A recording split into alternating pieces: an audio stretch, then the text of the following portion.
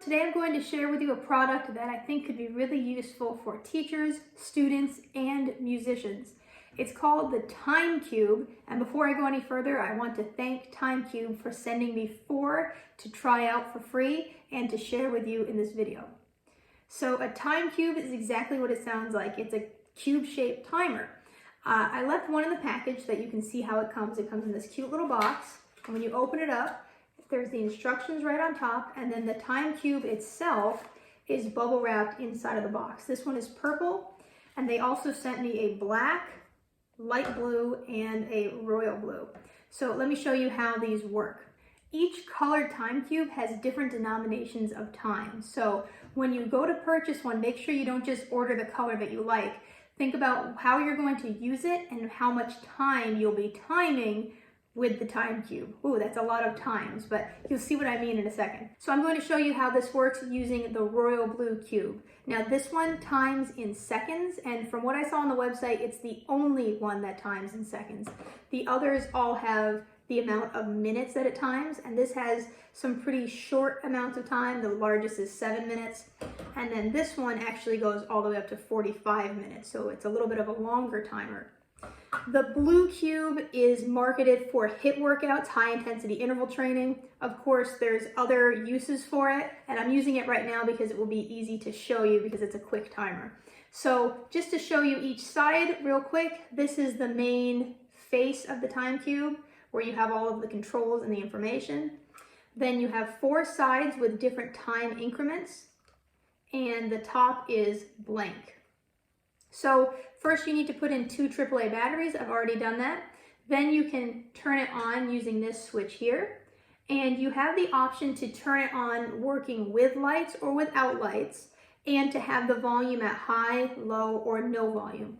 I'm going to show you with lights and volume on high.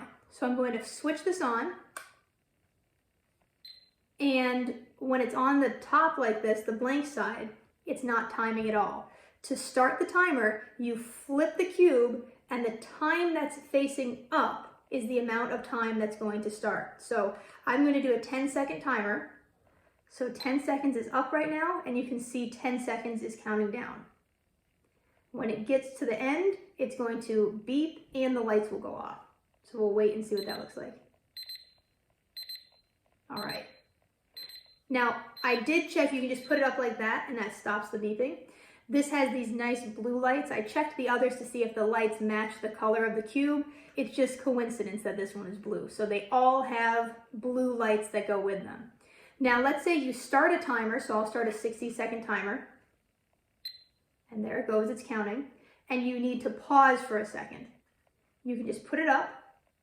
It pauses. I was at 55 seconds and I'm still at 55 seconds. And then you put it back down and it starts again. Okay.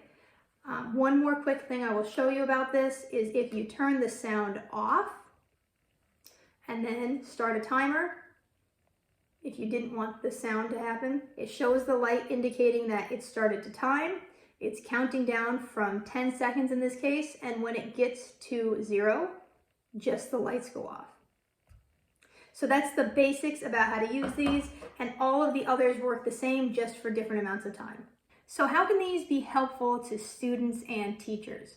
Well, I'll be honest, when I first saw the ad for these, I thought it's a little bit silly to have a separate device for a timer because everyone has a timer on their cell phones.